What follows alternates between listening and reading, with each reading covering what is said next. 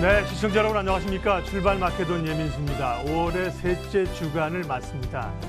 투자자들은 안녕하지 못한 한 주간을 주말을 보낸 거죠. 결국 미국이 중국에 대해서 관세를 금요일 올렸습니다. 그런데 팩트로만 보면 금요일 우리 주식시장은 물론 이제 발표 전이긴 했지만 이제 발표가 나오고 나서 6포인트 올랐고요. 미국 증시도 다우가 0.4%, S&P도 0.37% 올랐습니다. 다만 가시밭길이 예고가 돼 있는 거죠. 이게 드러났다고 해서 악재가 완전히 해소되고 나쁜 소식이지만 악재가 반영됐다고 보기에는 가야 될 길이 아직까지 먼 거고요. 당장은 단기냐 장기냐 향후의 갈림길들을 시나리오들을 얘기를 하겠습니다만은 한 달 정도는 불확실성에 더 고생을 해야겠죠. 3, 4주간에 지금 어떻게 보면 물건이 이제 중국에서 미국까지 오는 시간이 있다는 거 아니에요. 그 정도 미국이 시간을 주고 압박을 하는 건데요. 혹은 이제 G20 오사카에서 6월 말이거든요. 28, 29일 날 만나더라도요. 트럼프하고 시진핑이 그때까지가 한 달 정도 기간이 더 있기 때문에 불확실성의 기간들을 또 거칠 수밖에 없는 얘기입니다. 관련된 이야기 안 할 수가 없고요. 또 시장 대응 전략까지 이야기 지금부터 시작하겠습니다.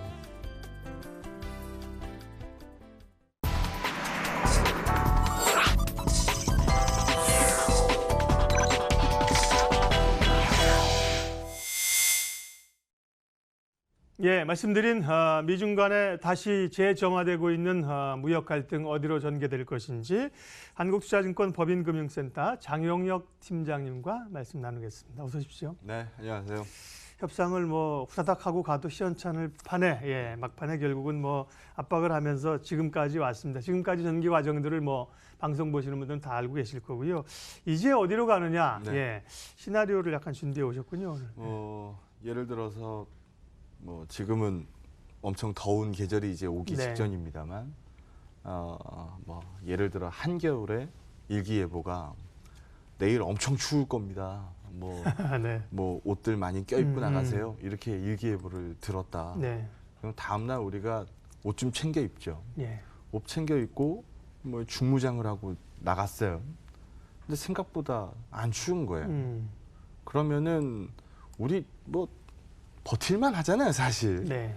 내일 별거 없을 겁니다. 내일 굉장히 따뜻한 날씨가 예상돼요.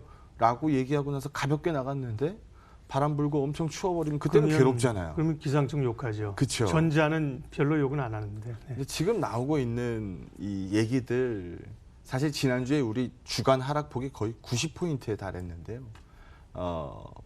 반영할 만큼은 사실상 미리 상당 부분 우리가 녹여내지 않았나. 엄청 추울 겁니다. 옷 두껍게 입고 나온 거고요. 실제로 추우면은 옷 챙겨 입고 나왔으니까 괜찮은 거고 생각보다 덜 추우면은 훨씬 더 나은 케이스 아니겠습니까? 제가 본 시나리오는 아니고 시장에서 봤었던 시나리오 한번 CG 준비하신 것 같으니까 그거 한번 보고 지나가죠. 먼저 극히 제한적인 확률로 10% 정도 본 것 같아요. 이건 시장 컨센이었으니까 10% 정도 되는 확률로 이거 데드라인 안 넘길 겁니다. 막판에는 극적 타결할 거예요. 사실 우리 여기에다 얼마나 믿었어요? 예 박사님 혹시 10%에 배팅 하셨나요? 저도 그 가능성은 한 20% 정도 이내로 제한적으로 봤죠. 그렇죠? 제한적으로 봤죠. 그리고 이제 우리가 일말의 기대감, 미증시도 그런 부분들 상당 부분 얘기를 많이 했었으니까 이제까지 그래 왔었던 것처럼 언제까지 안 하면은 얼마로 올리겠다. 25%로 올리는데 이 유예 기간을 좀 주는 거. 통상적으로 한 달 정도 부르죠. 우리 요 정도 나오면은 요거 기대 이상이다라고 반영할 준비가 돼 있었어요. 그러니까 엄청 추울 거예요라고 얘기했는데 예상보다 날씨가 안 추울 가능성 지수는 요 정도 봤었던 거죠. 그럼 다음 페이지 한번 보여주시죠. 엄청 추울 거예요. 근데 나갔더니 진짜 말 그대로 칼바람이 부는 거예요. 그러면 이거 날씨가 오늘 왜 이렇게 추워? 이런 분들 안 계시잖아요. 추울 거라고 이미 다 들었잖아요. 그래서 관세 예정대로 때리고 좀 이따가 또 좀 더 자세히 말씀드리겠습니다. 추가 관세 위협도 좀 하고 중국도 보복하겠다라고 얘기하지만 뾰족하게 뭘로 보복하겠다를 얘기하지 않았잖아요. 그래서 뭐 우리가 절반 정도는 이미 시장에서 절반 정도는 우리 시장에서 나오는 기사 보고 뭐 얘기 듣고 뭐 하면서 쉽지 않을 수 있다를 상당 부분 얘기를 해왔었던 거고요. 그게 지난주에 주간 하락폭 한 90p 정도로 반영이 됐었던 거 아닌가라는 생각이 좀 듭니다. 2천억 달러를 예정대로 10% 지금 현 관세에서 25% 관세로 올렸고 10일 0시 이후에 중국에서 출발하는 물건들 대상으로 때리는 거니까 뭐 비행기 타고 넘어오면 며칠 안 걸리겠습니다만 이 비행기로 실어 날릴 수 있는 양은 극히 제한적이잖아요. 그렇죠. 대부분은 우리가 배로 흔히 다니죠. 관세로 얘기하는 거는 이제 선박을 이용해서 음. 이제 대량으로 오는 거니까 뭐 한 2주 적어도 2주 정도는 아직 시간이 있는 거죠. 그래서 그 부분 그리고 뭐 추가적인 위협을 놓치지 않았던 게 뭐 한 달 내에 별다른 타협점 찾지 못하면 3,250억도 뭐 25% 관세로 추가로 때리겠다. 뭐 이렇게 얘기 나온 상황입니다. 그래서 추울 거라고 예보가 많이 나오고 있으니까요. 예, 그래서 그런 부분들이 뭐 쉽지 않을 것 같아요. 뭐 가시밭길일 것 같아요.라고 얘기는 합니다만 봄날일 것 같은데요.라고 보는 시각이 없는 점에서 비춰본다라고 하면 이걸로 시장 또 죽습니다라고만 얘기하기에도 사실상 어렵습니다. 그리고 우리가 흔히 이런 얘기들 많이 하잖아요. 왜 우리가 고래 싸움에 새우등이 터져야 되는지 모르겠다라고 얘기들도 많이 하십니다만 우리 중국 입장에서도 한번 생각해 보죠. 이 중국이 이제 뭐 각종 굴기를 갖다 붙이면서 향후에 우리가 뭐 이렇게 할 겁니다라고 얘기하는 것들이 굉장히 많았는데 그러면 중국 입장에서도 굉장히 굴욕적인 협상을 해야 되고 미래의 성장 동력을 상당 부분 포기해야 되는 부분에 사인하는 게 사실 쉽진 않을 거예요. 그래서 아마 그런 부분들을 서로 이제 좀 맞춰가는 과정이 좀 있지 않겠느냐라고 보는 상황인 거고 좀 전에 우리가 이 시나리오 시장 컨센에서 봤었던 것처럼 절반 정도는 이미 상당 부분 시장에서 녹여내지 않았나라는 생각이 좀 듭니다. 그러면 이제 그 다음 얘기를 좀 해야 되거든요. 4월 달에 외국인들이 대한민국 주식시장에서 주식을 얼마만큼 샀는지 봤더니 네, 오늘 기사 났대요. 네. 2.57조 샀더라고요. 그럼 지금 5월 들어서는 어때요? 싹 없어졌죠. 좀 이따가 제가 선물 수급은 따로 좀 보여드리겠습니다만 미리 흔들리기 시작하기 할 때서부터 이미 선물은 뭐 밑으로 상당 부분 늘어났죠. 그럼 거기에 비해서 현물 수급은 아직 그 정도의 매도량은 사실 아닙니다. 그래서 우리가 흔히 뭐 주식 거래 뭐 하루 이틀 하는 거 아니니까 얘네들이 컨트롤할 때 주로 뭘로 해요? 주식을 왕창 샀다가 왕창 팔았다가 이렇게 할 수는 없잖아요. 그러니까 주로 이제 파생으로 뭘로 하죠. 해요? 네. 네, 파생으로 하죠. 선물로 합니다. 그래서 지금 뭐 두 번째 코너에서 제가 그 자료를 준비했으니까 얘네들 이미 포지션 만들어 놓은 거 한번 보자.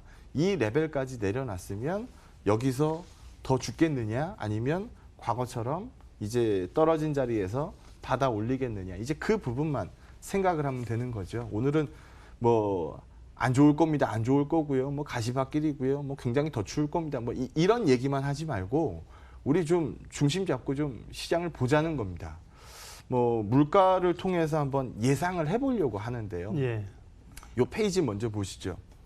지금 유가가 WTI 기준으로 봤을 때 한 60불 조금 넘죠. 61점 몇 달러 이렇게 나와. 61.65 뭐 이렇게 나오니까 요거 한번 보죠.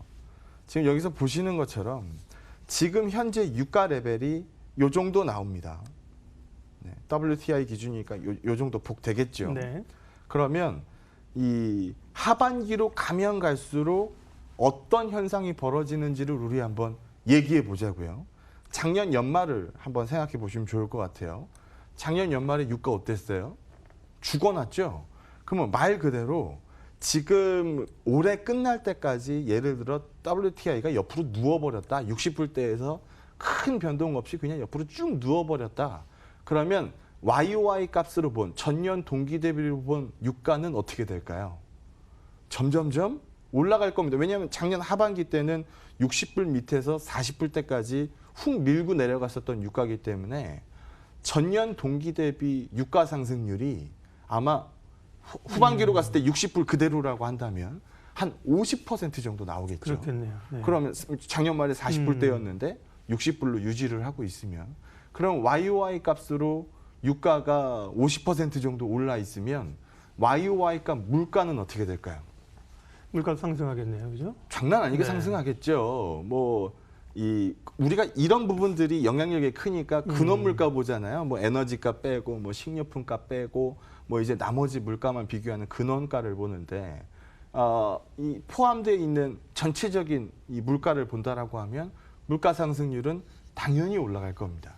당연히 물가 상승률이 올라가는 그 자리에다 대고 연말까지 그냥 60불만 가정을 해도 당연히 튈 텐데 이 자리에서 중국산에다가 계속 수입 관세 저렇게 다 때려버리면은 수입 물가 올라갈 거 아닙니까? 당연히 올라가겠죠. 그럼 이 기울기 어떻게 될까요? 이 기울기는 더 가팔라질 겁니다.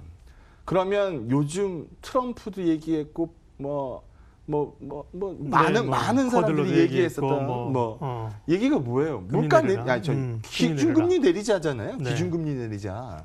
그러면 이 분위기로 만약에 진짜 만들어지면 기준금리 내리자는 얘기를 할 수 있을까요? 없을까요? 아마 어려울 겁니다. 그래서 트럼프가 뭐 하고 싶어 하는지는 다 알잖아요. 판을 깨고 싶어 하는 건 아니고 우리한테 유리하게 만들어서 본인의 재선에 이제 도움을 받고자 하는 건데 실제적으로 판을 깨버려서 물가 상승률을 아주 과도하게 끌어올리게 된다라고 하면 미 경제도 만만치 않을 겁니다. 그래서 아마 그런 부분들의 퍼즐을 다 맞추기 시작한다라고 하면 우리 쉽지 않을 거예요 정도는 다 반영한 거고 상당 부분 반영한 거고 추가적으로 여기서 더 어긋날 겁니다라는 쪽으로만 무게를 두기에도 상당 부분 무리는 있어 보입니다. 그래서 뭐 주말 사이에 뉴스 보고 아이고 또 월요일 날 문 열리면 또 죽겠구나 뭐 이런 생각들 많이 하실 텐데 그럴 것 같았으면 금요일 날 저렇게 나오지도 않았어요. 그래서 우리가 예보에서 들은 것보다는 좀 더 온화한 날씨일 수 있습니다. 라는 쪽으로 저는 해석을 하고 싶고요. 네. 지난주에 뭐 이미 주간 하락폭에서 상당 부분 먼저 반영하지 않았겠느냐. 미증시도 그랬고 중국 증시도 지난 금요일 날 뭐 모습 보시면 아실 수 있는 것처럼 뭐 우려만 얘기하고 있지는 않다라는 부분으로 해석하도록 하겠습니다. 과거에 그 여러 차례 그 국제적 전면적 전쟁이 나면 전쟁이 나기 전에는 불안해서 주가가 폭락하다가 전쟁이 나면 주가 오릅니다. 맞아요. 예. 그리고 어떤 이제 특수도 있고 그렇기 때문에요. 미중 간의 무역 전쟁도 분명히 진행 중인데 불확실성이 이미 상당 부분은 반영된 것 아니겠냐는 말씀이시고 네.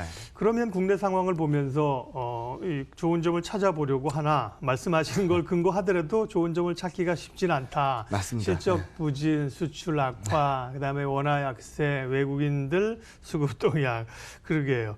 근데 말씀을 그렇게 또 하셨으니까 네. 좀 찾아보죠. 추가적인 얘기를 이제 이어가죠. 네. 그럼 네 말을 들었을 때 그럼 여기서부터 그럼 극적으로 V턴으로 찍고 올라가는 그건 아니죠. 네. 예상보다 덜 추울 수 있다라고 얘기했지 봄날이 더워진다는 온다라고 얘기는 얘기하진 아니니까. 않았잖아요. 그러면 우리 그 부분에 대해서 추가적인 얘기를 한번 해보겠습니다. 먼저 수급을 먼저 보죠. 우리 이거 처음 보는 것도 아니고 이런 현상 처음 보는 것도 아니에요. 먼저 한번 보죠. 현물 수급은 그냥 그래요. 뭐 좋지도 않지만 뭐 그렇다 그래서 뭐 어마무시하게 뭐 나쁘고 막 그러지도 않아요. 그런데 여기서 보시는 것처럼 선물은 미리 싹 다 죽여놔요. 이 구간까지 수급이 딱 오게 되면 우리는 이쯤에서 겁을 많이 먹습니다. 우리 이때 방송 한참 뭐라 그랬어요. 우리가 제가 2200, 340 부르고 막 할 때였잖아요. 1차 반등 목표치 나오고. 그리고 찬 다음에는 제가 이 자리에서는 한번 멈춰봅시다. 그리고 한번 밀렸다가 다시 올라갔었죠. 그때 이전에 한번 보면 현물 수급은 뭐 크게 이 파란색 선 보면 되니까 뭐 크게 나쁘지 않아요. 선물은 미리 다 죽여놔요. 그리고 나서 선물을 어떻게 해요? V턴으로 쭉 당겨 올리죠. 그러면서 현물도 추가적으로 사서 올라갑니다. 이때 시장이 좋죠. 우리 3월 달 그 장 생각해 보시면 돼요. 예. 그리고 나서 지금도 한번 보시면 현물은 누웠어요. 선물은 지금 어마무시한 속도로 밑으로 찍어놨습니다. 그러면 이 자리에서 얘네가 더 찍어내리고 현물도 꺾어내리면 물론 시장 이렇게 되면 죽습니다.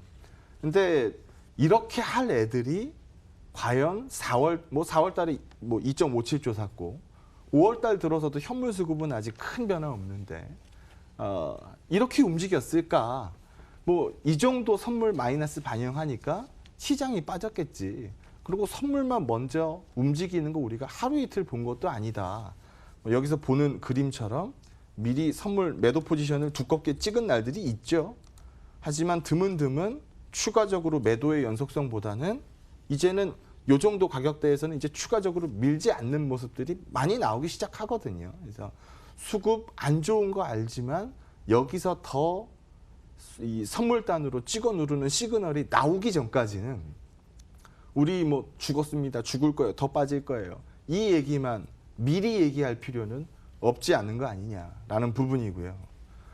요게 어떻게 보면은 참 우리한테 부담을 안기는 이 요인인데 먼저 여기서 한번 보시면은요. 앞에 환율 차트입니까? 네. 달러가입니다. 네. 두 번째 거 뭘까요? 한번 맞춰보시죠. 글씨가 조그마니까. 쭉쭉 뭔데 저렇게 나왔을 것 같아요? 그러게요. 유로입니다. 네. 그럼 여긴 뭘까요? 이건 굉장히 쉽죠. 그건 원일 거고. 예. 네. 한번 보죠. 네. 달러가 정말 말 그대로 정말 시장이 어려워질 겁니다. 진짜 멱살 붙잡고 싸워서 결국에는 파국이 될 거예요라고 하면 이 뭐부터 튀어오를까요?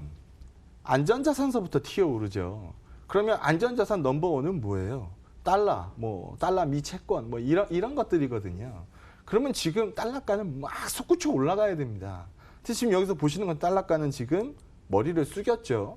금리를 내리자는 얘기도 나오고, 파월이 선을 거줬기는 추가적인 금리 인하에 제한적이다라는 의견을 줬기 때문에 그랬을 수도 있겠습니다만 달러가 속도를 내고 있지는 않습니다. 여기에 상당 부분 이제 반대 포지션적인 입장을 얘기를 하면 유로가는 바닥을 다지고 있어요. 그러니까 유로가 추가적으로 약세로 가지도 않는다는 거죠. 우리 유로존에 불리한 얘기도 얼마나 브렉시트가 어쩌고 저쩌고 또 뭐 있었어요. 중국 다음에는 네. 중국 다음에는 니네 들어와라라고 얘기하고 지표 안 나오고 이런 부분들이죠. 그럼 유로는 죽어 나자 빠져야 되는데 유로도 추가적으로 죽어 나자 빠지지 않아요. 그러니까 달러의 반대편, 그러니까 유로가 저점을 다지니까 달러도 고점을 넘기지 못하는 거죠. 예를 들어서 달러가 고점을 빡 찍고 올라가 버리면 유로는 더 죽을 텐데 현재 지금 그런 모습들이 나오고 있지 않습니다. 그럼 여기까지는 키 커런시죠. 그러니까 여기가 키 커런시고 여기는 주요 통화죠. 분명히 통화 바스켓에 들어가 있는. 근데 시장이 어려웠던 이유는 이런 환경이면은 중심 통화는 기준이 잡혀 있는 건데 주변 통화들이 너무 어지러웠어요. 지난주에 뉴스 많이 보셨겠습니다. 터키 리라가 또 어쩌고 저쩌고 아르헨티나 페소가 어쩌고 저쩌고 원화가 이 기울기로 솟구쳐 올라가고 이런 뉴스들을 보다 보니까 신흥국 혼자 좋은 시장이 나올 수는 없죠. 그래서 그런 부분들이 앞에서 보셨던 것처럼 선물 시장 쪽으로 상당 부분 반영을 하고 있지 않았겠느냐. 그럼 정말 말 그대로 신흥국 정말 어려워지겠구나라고 한다면 이 현물단이 누웠어야 되는데 아직 눕지 않았다. 그래서 환율이 굉장히 불리한 구간, 그러니까 미중 무역 전쟁 아니더라도 굉장히 불리한 환율 구간이었기 때문에 시장이 좋을 수는 없었어요. 그래서 미중 무역 전쟁 때문에 더 빠질 겁니다라는 얘기보다는 요 얘기도 반영하고 불리한 환율도 반영했는데 우리가 시장에서 요 정도 마이너스 폭을 미리 반영했기 때문에 여기서 예를 들어 원달러가 1200도 있고 쭉쭉쭉 나와버리면 시장이 다치겠지만 아직까지 그런 모습 보기 전까지는 더 죽을 겁니다 라고만 얘기하기는 어렵다라는 거고요. 실적 얘기하셨으니까 우리 이 얘기도 한번 짚고 넘어가죠. 11년도에 무슨 일이 있었어요? 11년도에 한번 시계추를 뒤로 많이 돌려보시면 유로존, 카드 사태, 맞아요. 이런 거 있었죠. 유로 위기, 유로존 위기 해가지고 그때 막 LG전자가 하한가 찍고 난리가 났었죠. 그때 이후에 어떻게 극복했어요? 유로도 QE를 했죠. 그러면서 돈바로 말아 올렸어요. 방송 용어는 아닙니다만 돈을 풀어서 시장 가치를 극대화를 시켰어요. 그리고 나서 뭐가 벌어졌어요? 돈 풀고 나서 시장은 올려놨는데 실적들이 받침이 안 되니까 와장창창 무너졌죠. 그리고 나서 돌아 나오기 시작합니다. 우리 그러면 작년은 뭐 기억이 많이 나실 테니까 작년 뭘로 그렇게 잡아 죽였어요? 작년에 이제 금리, 미국 금리 뭐 때문에 금리도 그랬죠. 그랬습니다만 네. 제일 우리 머릿속에 많이 네. 남아 있는 거는 미중 무역 무역 갈등, 전쟁이죠. 예. 그런데 뭐 나쁘지 않을 거예요라고 얘기 나오다가 최근 들어서 트럼프가 아니야 지금 내가 여차하면 싹 다 죽일 거야라고 얘기 나오니까 밑으로 다시 뭐 반영이 좀 나왔던 거고 실적 당연히 안 좋죠. 지금 실적 좋을 겁니다라고 얘기하는 쪽은 별로 없으니까요. 그래서 추가적인 마이너스 폭을 반영할 수도 있겠습니다만 이때도 비슷한 모습이 있었다라는 거죠. 돈으로 말아 올려놓고 실적 안 좋으니까 무너졌었다. 이번에도 뭐 무역전쟁 생각보다 잘 풀릴 거야라고 얘기하면서 한 이만큼 올렸다가 실적 무너지면서 쭉쭉쭉 무너지면은 그렇겠거니라고 얘기할 텐데 지금은 돌려 세운 폭도 크지 않다라는 겁니다. 그래서 달물골입니다. 뭐 2012년과 19년 달물골로 나오면은 또 죽어요라고 얘기하는 시각도 없지 않습니다만 그쪽에다가 과도하게 무게 실기에도 좀 무리가 좀 있지 않겠느냐. 그래서 추울 겁니다라는 얘기는 뭐 이미 상당히 많이 들었기 때문에 그 얘기에 추가적으로 하기보다는 우리 추울 것 같아서 옷을 많이 껴입고 나왔으니 뭐 그거만큼 시장을 말아 올린 것도 없으니 여기서 계속 쇼마인드로 안 좋아요 안 좋아요만 맨날 얘기를 해봐야 무슨 도움 되겠느냐. 그래서 시장 레벨이 지금 현 상황 대비해서 높지 않다라는 점을 같이 읽는다라고 하면 오늘 시장에 대해서 뭐 겁먹고 뭐 출발할 필요는 없지 않겠느냐. 이미 금요일 날 상당 부분의 힌트는 먼저 나왔던 거 아니냐라는 부분으로 해석하도록 하겠습니다. 예, 분명히 뭐 쉬운 상황은 아닙니다. 다만 이제 과거의 경험들과 인간의 심리 이런 것들을 이제 반영해서 시장을 읽어줄 필요가 있는 거죠. 전략 마무리하겠습니다. 중국이 금요일 날 3%가 올랐어요. 맞습니다. 네. 안 될 것 같았으면은 정말 저걸로 시장 꺾어 내린다라고 했으면은 나오지 않았을 반응입니다. 그래서 그 반응 보고 그거보다도 우리 대한민국 증시는 굉장히 약했어요. 그거에 비해서도. 예. 그래서 오늘 겁먹고 출발하시는 분들 굉장히 많을 텐데 그런 시장 방향으로 보지 않습니다. 그래서 이미 지난주에 절반 이상은 반영 완료했다라는 부분으로 말씀드리도록 하겠습니다. 네, 장영혁의 마켓 시그널 한국투자증권 법인금융센터 장영혁 팀장님 시각. 사실은 참 어려운 시간이고요. 이 얘기를 이렇게 명확하게 하기가 참 쉽지는 않은 상황인데 예, 회피하지 않고 의견들을 투자자들에게 제시를 해주셨습니다. 팀장님 고맙습니다. 네, 고맙습니다.